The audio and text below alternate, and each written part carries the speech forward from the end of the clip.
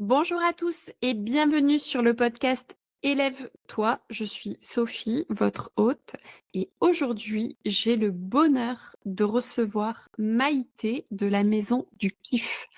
Alors, Maïté, elle va te rappeler, si tu sais pas ce que c'est la Maison du Kiff, elle va te rappeler le concept de dingue que c'est. Et on va savoir aujourd'hui quels sont les enseignements que Maïté a tirés de cette première expérience de la Maison du Kiff. Bonjour Maïté. Salut Sophie! Alors, moi je suis Maïté, je suis la fondatrice de la Maison du Kiff. Et la Maison du Kiff, c'est des immersions aux quatre coins du monde pour les entrepreneurs. On vient kiffer, on vient travailler et on vient relaxer dans un cadre de rêve. Mais surtout, on repart avec des nouveaux business plans. Et ça, c'est absolument génial. C'est génial. Ça doit être une expérience incroyable. Et la première expérience était au Mexique, Exact. à Puerto Escondido, si je dis bien. La première expérience était au Mexique, à Puerto Escondido. Et la prochaine commence au mois de septembre. On va en Égypte, on va à Sharm el-Sheikh. Et ça sera du 15 septembre au 15 décembre. C'est génial. Oui, et moi je pars dans 3 semaines. Moins de 3 semaines en Égypte pour aller tout préparer, tout finaliser, etc. J'ai bien trop hâte. Et là, c'est ce que je disais à Sophie juste avant qu'on commence le podcast. C'est je n'ai pratiquement plus de meubles chez moi. Mais ma maison est quand même en bordel. Je ne suis pas parfaite. Non, mais de toute façon, on sait bien qu'une maison a besoin de vivre et moi, je suis complètement d'accord avec toi. Le bordel, c'est la vie. Voilà. Il y en a qui disent que c'est le gras. Ça l'est aussi. Le gras, c'est aussi la vie, mais le bordel aussi. Dans cette expérience de la maison du kiff, tu as eu des moments de révélation. Tu as appris des choses sur toi. Tu as appris des techniques entrepreneuriales, certainement. Tu as partagé beaucoup de choses. C'est quoi les enseignements et les highlights qui sont ressortis de cette maison du kiff, première expérience? Ok, je pense que le plus gros highlight, oh mon super accent anglais, vous voyez, j'ai beau voyager, Ça me rassure, ça me déculpabilise du mien. le premier, c'est que j'ai le droit de ne pas être parfaite et j'ai le droit d'être la méchante. Mhm. Et ça, c'est vraiment, ouais, c'est mon plus gros, tout simplement parce que je pense que j'ai été éduquée, élevée pour être une petite fille parfaite. Être la petite fille à sa maman, être la petite fille gentille, être la petite fille qui est la fierté de la famille. Je suis une fille unique en plus, donc toute la pression était sur mes épaules. Et que finalement, j'ai beau être sortie du cadre et avoir été très souvent à l'encontre de ce que la société voulait pour moi, ben, je me rends compte que c'était encore en moi. Et j'ai essayé d'être parfaite avec tout le monde, que tout le monde soit tout le temps bien, parce que c'est mon rôle d'hôte aussi, quand j'accueille les entrepreneurs à la Maison du Pied. Mais j'ai essayé aussi pour mes équipes euh, d'être un peu une seconde maman ou une personne qui est toujours là pour eux, pour qu'ils se sentent bien, pour qu'ils soient en autonomie, tatati tatata. Je sais pas, c'est peut-être un peu flou en disant comme ça. Bref, j'essayais d'être parfaite pour que tout le monde soit bien autour de moi. Et en fait, ça fait carrément le sens contraire. Mais totalement. Genre, j'ai une cuisinière. Cette cuisinière a failli démissionner 3 fois. Comment vous dire que quand on a plus d'une douzaine de personnes dans une maison, ne plus avoir de cuisinière, ce n'est pas possible. Ouais. Genre, tout simplement parce que j'avais beau être un max dans l'empathie, un max à lui créer des process, un max à lui laisser le temps qu'il fallait pour etc., etc. Il y a des livrables qui devaient être livrés. Et en fait, j'ai été trop cool. Et le jour où j'ai pu être cool et que je lui ai dit, là, il faut que tu le fasses pour telle heure, et ben là, ça y est, j'étais la méchante. Et j'étais la méchante pour tout le temps. Mais vraiment, je me suis mis ma cuisinière à dos, un truc de malade. Parce que C'est pas bon ça. un truc de ouf. Les 2 dernières semaines, elle n'est plus venue. Et en fait, elle s'est fait remplacer par une de ses amies, mais son amie était incroyable et nous, on voulait absolument la garder. Mais elle, quand elle a su qu'on trouvait son amie incroyable, elle s'est dit non, mais c'est pas possible, moi, je suis en train de perdre ma réputation. Du coup, il y a d'autres cuisinières qui sont arrivées, qui avaient 20 ans, qui ne savaient même pas faire cuire des pâtes. Mmh. Juste pour dire, quand on veut trop être gentil, quand on veut trop être parfait, on est cool, cool, cool. Et après, quand on n'est pas cool, eh bien, on est la méchante pour toute notre vie.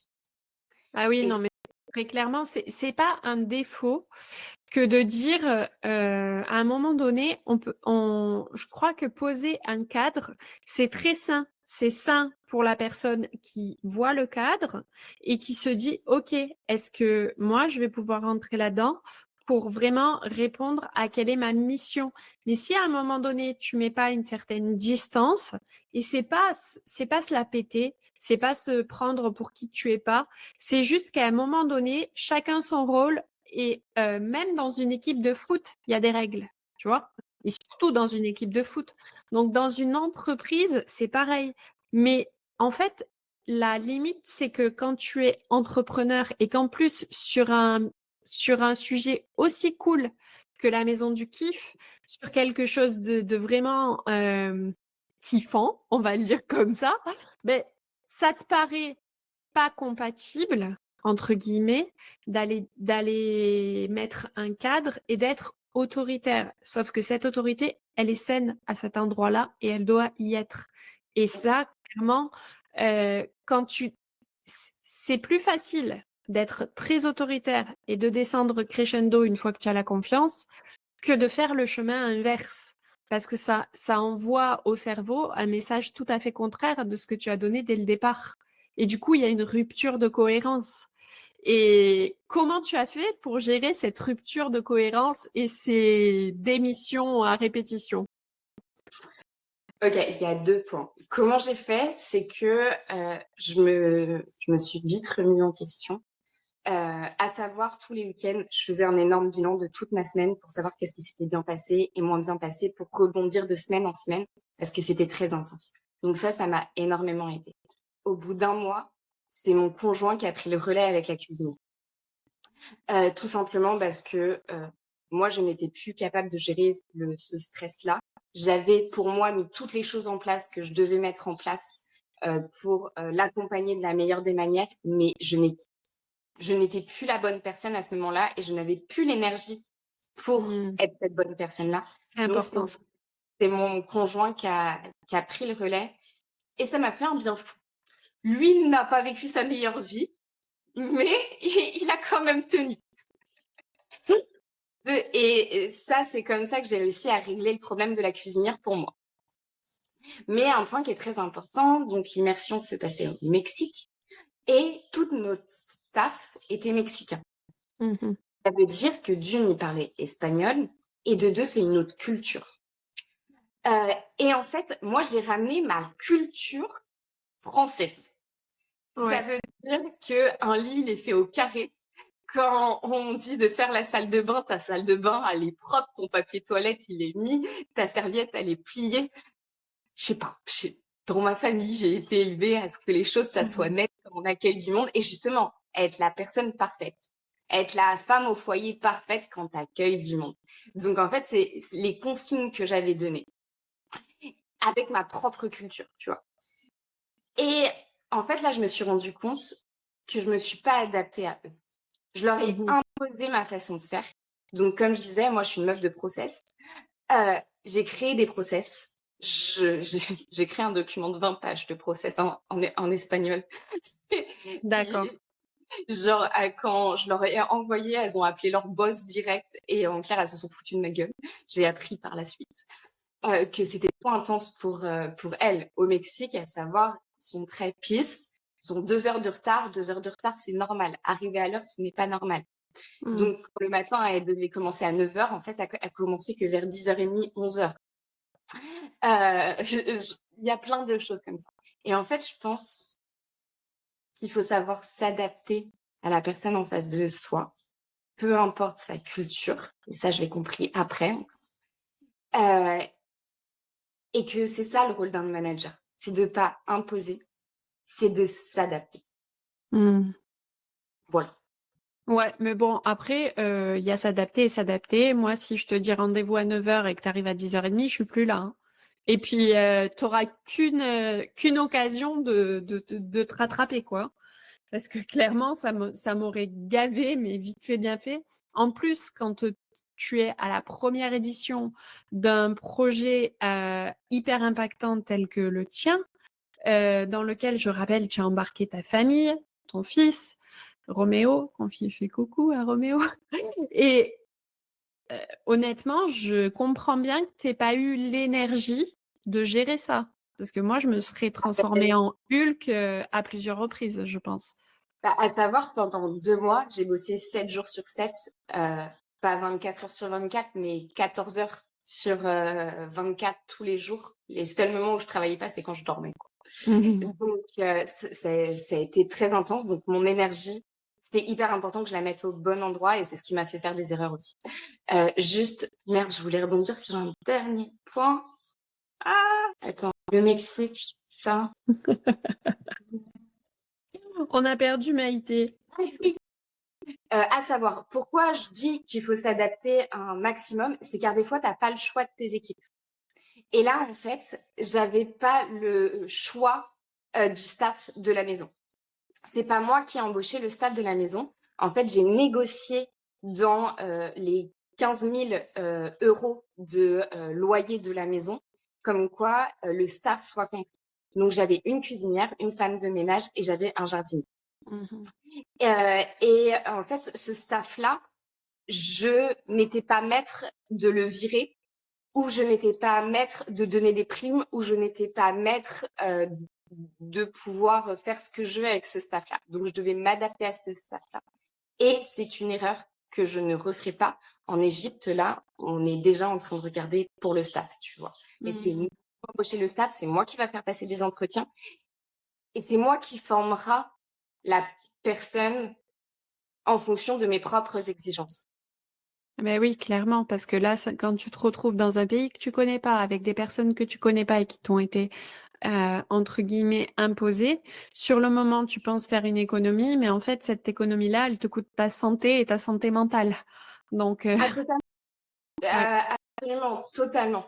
Et ça, c'est un truc, moi, avant de faire les immersions de la Maison du Kiff et avant d'être coach business, j'étais directrice en innovation dans plusieurs startups. Et en fait, j'ai toujours embauché mes équipes, mais toujours. Donc, en fait, je montais des équipes. Donc, ça veut dire j'embauchais des personnes dans lesquelles je croyais au potentiel et que je modelais au poste, à l'image que j'avais envie d'avoir. Et en fait, j'étais une très bonne manager parce que eux me faisaient confiance. On avait le temps d'apprendre à se connaître, on avait le temps de travailler ensemble. Et ce cadre, en fait, très rigide, j'avais pas besoin de l'avoir parce que, en clair, je sais pas, ça se faisait simplement, ça se faisait dans la liberté, ça se faisait dans l'autonomie et ça se faisait dans la confiance. Mais là, vu que j'avais que 2 mois devant moi, j'avais pas le temps de mettre cette confiance-là en place. Donc, c'est là qu'en fait, la rigidité, le cadre, etc., il était important. Et oui, et puis en plus, du coup, en faisant comme ça, en prenant une équipe qui t'a été imposée, t'as pas respecté tes valeurs. Ah bah, totalement. Clairement. Parce que Maïté, c'est la femme libre par excellence, quoi. C'est la nana qui dit je vends ma maison et tous les meubles qu'il y a dedans et je me barre avec 3 valises à l'autre bout du monde. Donc ça pouvait pas. Il y a un truc à un moment donné qui pouvait pas fonctionner dans l'équation. Ouais, Et et en fait, je suis tellement libre et c'est tellement partie de ma valeur, les gars. Genre, ça transpire de moi. J'ai besoin de cette liberté. Je pense que, comme je l'expliquais au début du podcast, on m'a trop mis dans une case. On a trop voulu me scinder en petite fille parfaite et être la petite fille de sa maman et qui n'était pas du tout un rôle pour moi. Que en clair, maintenant, ce mot liberté est tellement important pour moi et avec tous les collaborateurs avec qui je travaille, c'est trop important que bah, tu te sentes libre. Et quand tu viens à la maison du kiff, tu te sens libre. C'est pour ça qu'il n'y a rien qui t'est imposé ou quoi que ce soit. Et en fait, pour moi, c'était normal que le staff et les équipes avec qui je travaillais se sentent libres. Et, et finalement, bah non. Genre, tu es payé. Tu dois répondre à des objectifs et atteindre tes objectifs et tes tâches. Et oui, Donc, c'est la différence entre l'entrepreneur et le salarié, très clairement. Et ça, c'est quelque chose qui est pas forcément évident à encaisser et à intégrer en tout cas. Est-ce que tu dirais que c'est bien que ça te soit arrivé? oh oui, putain, mais j'ai jamais autant appris. J'ai, c'est, c'est, j'ai donné ma démission il y a 1 an.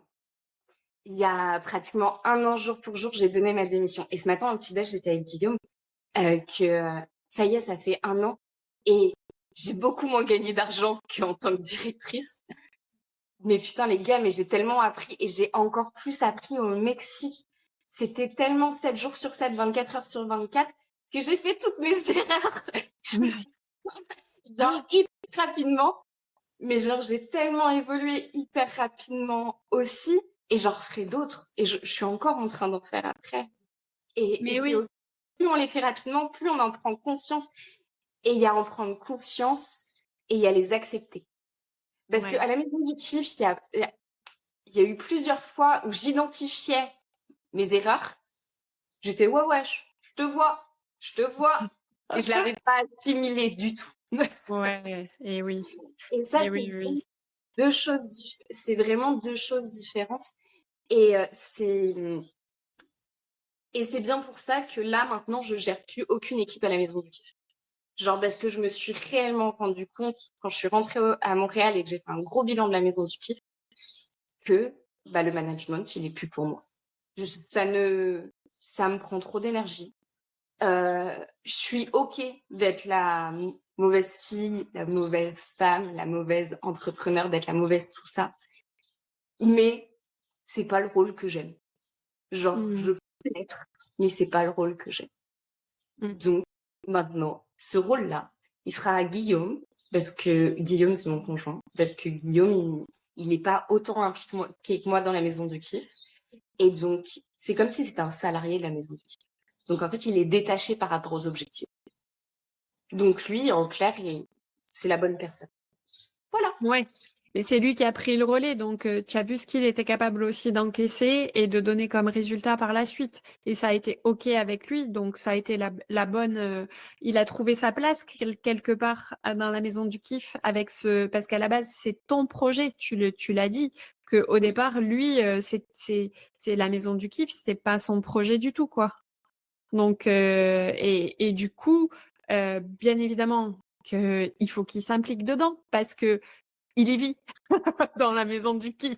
Donc à un moment donné, quand tu es entrepreneur et que tu as un conjoint qui vit avec toi, il va forcément à un moment donné s'impliquer dans ce que tu fais.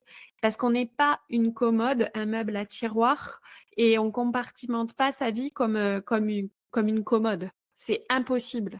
Donc très clairement, Guillaume, là, il a trouvé sa place et c'est tant mieux.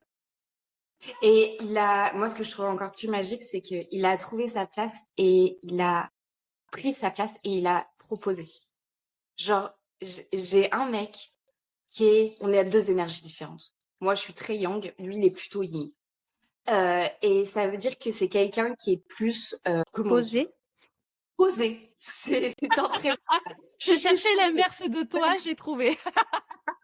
c'est quelqu'un qui est plus posé, c'est quelqu'un que faut pas trop de projets dans sa vie, faut qu'il travaille, faut qu'il aille au sport, faut qu'il tout soit très, organisé, stable et cetera.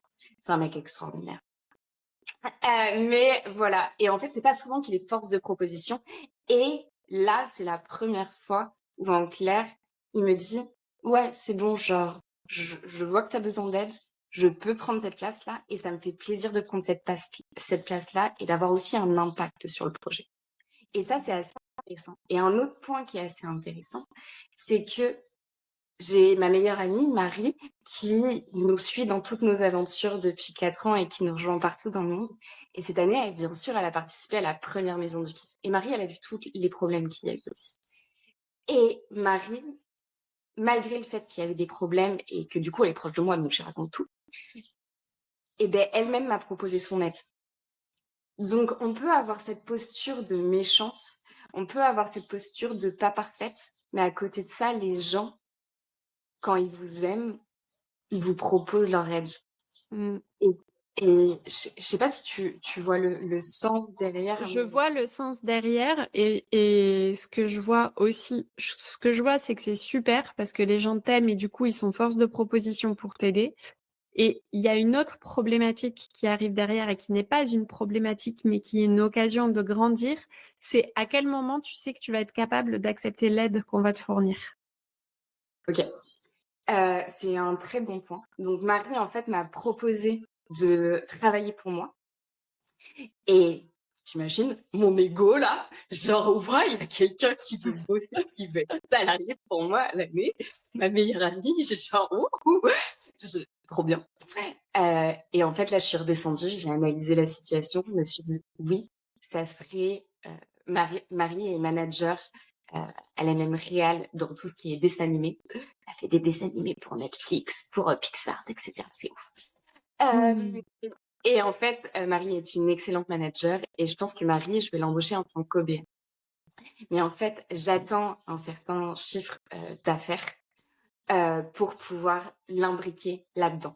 Et en fait, là, c'est une décision rationnelle et pas émotionnelle. Genre, moi, ma meilleure pote qui bosse avec moi dès demain, je suis trop pour. Mais ça, c'est carrément rationnel. Et alors que si j'attends un certain chiffre d'affaires et je suis sûre et que je stresserai pas à la fin du mois pour lui payer son salaire parce que ça pourrait clairement nuire à notre relation, Mmh. bah ça, c'est OK, quoi. Et un autre point, cette semaine, j'ai posté un réel et c'est pour ça que tu m'as invitée Ouais. dans ce podcast aujourd'hui où justement j'étais transparente sur le fait comme quoi j'avais été une mauvaise manager. Les gars, j'ai reçu 2 propositions en MP de gens qui voulaient travailler avec moi. Mmh. Et tout simplement parce que j'ai été transparente. Ouais. Enfin, j'ai été vulnérable, j'ai été transparente, je vous ai montré que j'étais pas parfaite. Et je le suis clairement pas, clairement pas. Et en fait, je me suis dit: «Waouh!» En fait, moi, j'ai envie d'être un bon leader dans ma vie, parce que j'ai envie d'élever les gens et leur montrer que tout est possible et en fait, là, je me suis dit: «Ça a totalement son sens». J'ai fait des tonnes d'erreurs. J'ai même blessé des gens, et j'en suis désolée. Mais à côté de ça, j'ai su me remettre en question et je pense que c'est pas pour ça que je serai une mauvaise personne pour toute ma vie ou que je serai un tyran pour toute ma vie. Si Oui, tant non, est mais qu'on veut le terme tyran. ouais, oui, parce qu'à un moment donné, forcément, tu as dû te sentir comme ça parce que il y a une espèce d'effet miroir que les gens te renvoient de ce qu'ils ressentent. Et si tu es un peu sensible, bah forcément, tu le lis Mmh. sur leur visage et tu ressens même leurs émotions et ça peut même c'est l'empathie mouillée, on appelle ça.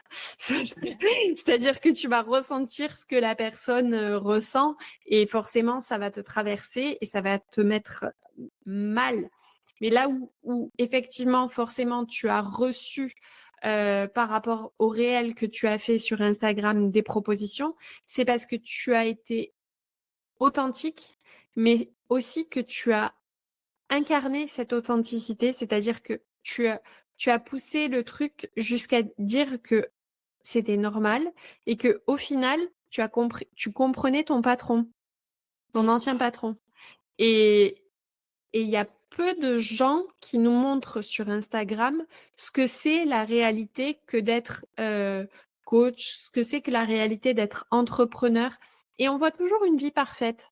Sauf qu'il faut bien se dire une chose, c'est que la vie, elle est parfaitement imparfaite et que c'est complètement d'accord et que c'est complètement OK que la vie soit parfaitement imparfaite. C'est qu'à un moment donné, un matin, tu peux ne pas avoir envie de te lever et passer toute ta journée en pyjama à bosser sur tes scripts, à bosser quand même, mais en n'étant pas la super méga meuf que tu vas montrer sur tes réels ou que tu vas montrer sur tous les supports visuels que tu vas avoir pour parler de toi.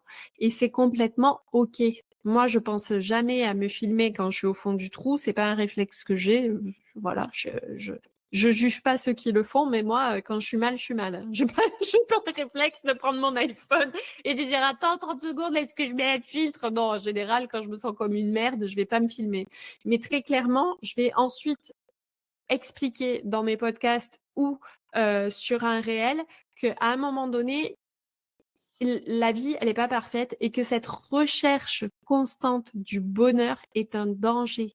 Parce Mmh. qu'on vous ment. L'équilibre n'existe pas. Il n'y a pas d'équilibre. Il y a que des hauts et des bas, des hauts et des bas, des hauts et des bas. L'important, c'est pas ce qui t'arrive, c'est comment tu y réagis et les leçons que tu en tires à chaque fois. Et c'est OK. C'est OK. Et tu as incarné cette authenticité et vraiment, c'était quelque chose d'incroyable. Au-delà de ce que de cette épreuve qui au final était quelque chose de très bénéfique parce que tu vas pouvoir repartir sur la maison du kiff en Égypte et j'ai hâte de voir comment ça va se passer. J'ai vraiment trop hâte de voir qui il va y avoir dans cette maison du kiff et quelles expériences ils vont vivre. Non, ne me spoile pas le truc, tu n'as pas le droit. Mais très clairement, j'ai vraiment trop hâte. J'imagine que tu as eu des révélations de malade et que tu as partagé des moments de folie. Et j'ai vu aussi une jeune fille qui est restée avec vous pendant quasiment les 3 mois. Assa, tu parles de Assa? Ouais, Ouais, Assa, elle est restée 2 mois. Elle une devait rester bombe 2 semaines, mais d'énergie, cette finalement, nana. elle est restée 2 mois. Ouais. Assa, c'est une petite boule d'énergie, qui est absolument incroyable et en fait, Assa, elle s'est métamorphosée avec la maison du kiff. Mais oui, Genre mais clairement. Il y a eu un avant et après la maison du kiff. Ne serait-ce que enfin, il y a eu un avant et un il y a eu après, quoi. Je sais pas comment te l'expliquer là maintenant, ah non, mais mais tout simplement le avant-après. Assa était créatrice de contenu, donc tu peux mettre l'étiquette influenceuse sur elle et au bout de 2 semaines de la maison du kiff, même pas 1 semaine, genre, au bout d'1 semaine de la maison du kiff, le fait d'être entourée d'entrepreneurs, le fait d'avoir des discussions stimulantes et d'être boostée par cette énergie du collectif, elle a lancé 3 coachings. Heu, genre, elle a lancé un coaching sur Instagram, c'est un coaching en dev perso et le troisième c'est un autre. Le troisième il n'a pas du tout marché et les 2 autres ont marché. Et en fait, elle a eu ses premiers clients et elle pensait pas faire ça avant 6 mois. Et en fait, elle a eu tous les déclics et la meuf, elle a bossé nuit et jour. Franchement, elle la voyait pratiquement pas pendant 1 semaine. C'était un truc de malade. J'ai emmené des assiettes dans sa chambre pour qu'elle mange parce que, elle s'était mis une idée en tête, je sors tout en 1 semaine. Et en 1 semaine, elle a tout sorti, elle a eu ses premiers clients, hein, elle a commencé à rentrer de l'argent. Ça, elle galérait à gagner de l'argent avant de venir à la maison du kiff. Là, ça vient de sortir sa formation en ligne ouais. sur les réseaux sociaux, c'est une tuerie. Et des fois, il faut pas grand-chose. Mais Genre, oui, mais en fait, moi, c'est ce que juste j'arrête d'être pas de dire, entouré des bonnes personnes et d'être au bon endroit, entouré des bonnes personnes et de sortir du cadre. Moi, c'est ce que je fais que de dire. Sors du cadre, sors de ta zone de confort, genre ose et, mmh, et fais tes erreurs. La preuve à ça, genre oui, là, tu la vois exploser sur les réseaux sociaux, etc. La meuf, elle a sorti 3 coachings, il y en a un qui a pas marché. La meuf, ça faisait 4 ans qu'elle était sur les réseaux sociaux, elle a explosé sur les 6 ou 7 derniers mois. Donc tu toutes les erreurs, tous les essais, tous les tests qu'elle a dû faire pour qu'elle en soit là aujourd'hui et et c'est OK parce que mais là, ouais, elle brille, elle rayonne et on a toute envie d'être sa meilleure pote parce qu'elle a une énergie incroyable. Mais mmh, cette énergie, elle a appris aussi à l'utiliser. Tu vois beaucoup à ça comme une pile électrique sur les réseaux sociaux. mmh. Pendant 2 mois avec elle, ça n'est pas une pile électrique H24. C'est un petit rayon de soleil, j'en conviens totalement et j'adore cette nana. Mais il y a des moments, ça, elle est en train de dormir sur un canapé pendant 2 ou 3 heures quand tout le monde est en train de faire la fête autour. Parce que elle a des moments où elle est plus fatiguée, elle est plus done, et cetera. Et Mais oui, c'est des apprentissages, en fait. ouais. Est-ce que tu dirais, enfin, non, c'est pas est-ce que tu dirais, c'est tu l'as dit. Tu as dit, au plus vite tu fais tes erreurs et au plus vite tu apprends. Est-ce que c'est quelque chose que tu conseillerais aux gens de faire toutes les erreurs le plus rapidement possible? Ah, mais oui, absolument. Fais toutes tes erreurs les plus rapidement possible. Juste un truc. La maison du kiff, c'est le concept même pour moi. Genre, la maison du kiff, ça dure sur 2 ou 3 mois. Donc, sur 2 ou 3 mois, je bosse 7 jours sur 7. Je vous l'ai déjà dit pendant le podcast. Mm. Et en fait, j'aurais très bien pu faire la maison du kiff pendant 2 semaines dans une destination, pendant 2 semaines dans une autre destination, et pendant 2 semaines dans une autre destination, etc. Mm. En fait, j'aurais appris vachement moins vite.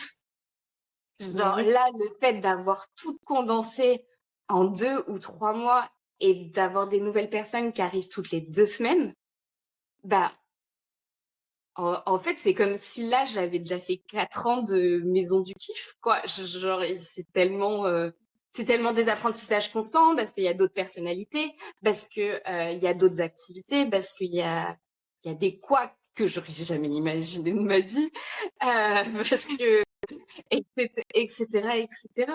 Et oui, faites des erreurs, les gars, et surtout faites-les volontairement des fois. Ouais. Genre, c'est mets les 2 pieds dedans.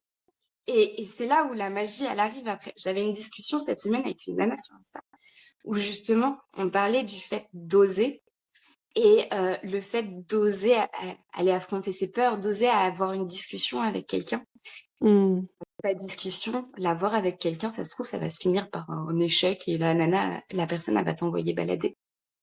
Mais ça se trouve, cette personne, elle va te recontacter 2 semaines après pour te dire « Ah, en fait, t'as bien fait de venir me parler, j'ai une opportunité pour toi. » En Mm. fait, semer des petites graines, faire des apprentissages. Oui, oui. Alors là, tu prêches une convaincue parce que moi, je dis toujours, quand tu as le non, tu vas chercher le oui, hein. Très clairement, il n'y a pas il y a juste juste la vraie problématique, c'est de pas oser. Ouais.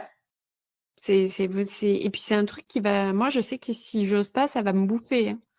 Ah ben moi aussi. Moi, en fait, le oser, ma première boîte s'appelait J'ose. Ma boîte mère s'appelle J'ose tout. Ça veut tout dire un peu sur ma personnalité. Mais les gars, les guests que j'ai cette année en Égypte, quand je vous dis que c'est des pépites, c'est c'est des pépites du milieu infoprenarial de France. Mais des pépites. J'ai Genre, trop hâte. pépites. Et, et comment j'ai réussi à les avoir? Bah, j'ai osé. Genre envoyé un putain de message qui me ressemblait beaucoup. Il y en a même un. Il y en a un où c'est l'un des plus gros, que j'ai envoyé un message. Et en fait, je me suis aperçue 2 heures après que je lui avais pas envoyé le bon message. Donc, en fait, j'ai envoyé un message what the fuck, un petit peu, parce que Ouais. j'ai différents types de messages en fonction de la personnalité, parce que j'aime bien m'adapter un peu à la personnalité des personnes. Et j'ai envoyé un message très jaune, on va dire, donc niveau très sociable, Ouais. jovial, etc. Et en fait, le gars est très bleu et vert. Donc, D'accord. très cartésien, Oui, très... il va te poser 3 milliards de questions. Il a besoin d'avoir toutes les réponses avant de s'engager, c'est ça? Exact. Et en fait, le mec, je vois qu'il me lâche un vu, mais il me répond pas. Je me dis, ok, c'est pas grave. Une semaine après, non, du coup, je vois ça qu'il me lâche un vu.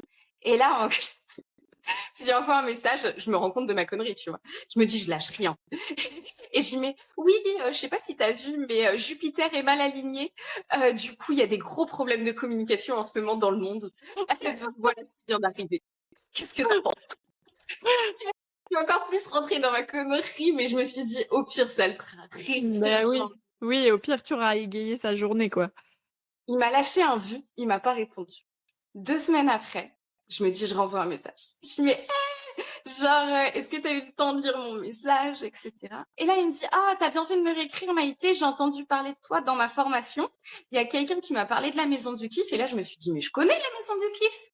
Et je suis retournée voir sur Instagram et il me dit, mais carrément, vas-y, on s'appelle. Oh, génial. Et Ouais, est-ce qu'il connaît... j'ai rebondi sur mon erreur en étant totalement moi-même. Ça veut dire, je suis une meuf qui parle à la cool. Je suis une meuf qui ne parle pas très bien français, je trouve. Je fais plein de fautes d'orthographe. J'évite de faire des fautes d'orthographe quand même quand j'écris à des guests, quoi, à des clients, mais il peut y avoir des coquilles. Mais Je oui, suis totalement moi-même et ça a marché. Et j'aurais jamais cru l'avoir, tu vois. Parce que, sachant que moi, les guests payent. Genre, les oui, guests ne payent pas gratuitement, les guests payent. bah oui, il Ils faut payent bien que pas tu tout, vives. mais ils payent une partie. Il y a quand même un échange financier. Et ben ouais, ça l'a fait. Parce que mon projet, c'est de la bombe. Et parce que je suis moi-même.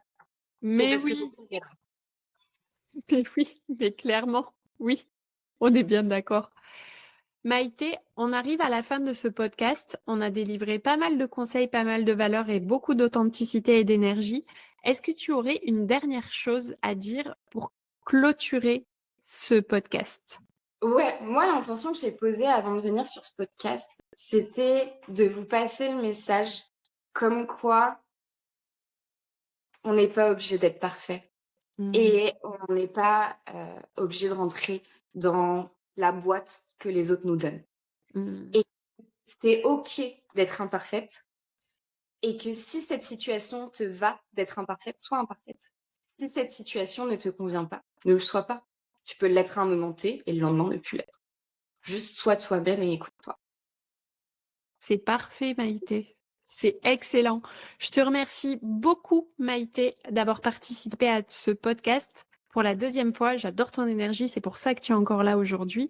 Donc, surtout, ne change rien et sois parfaitement imparfaite pour l'éternité. Je t'embrasse.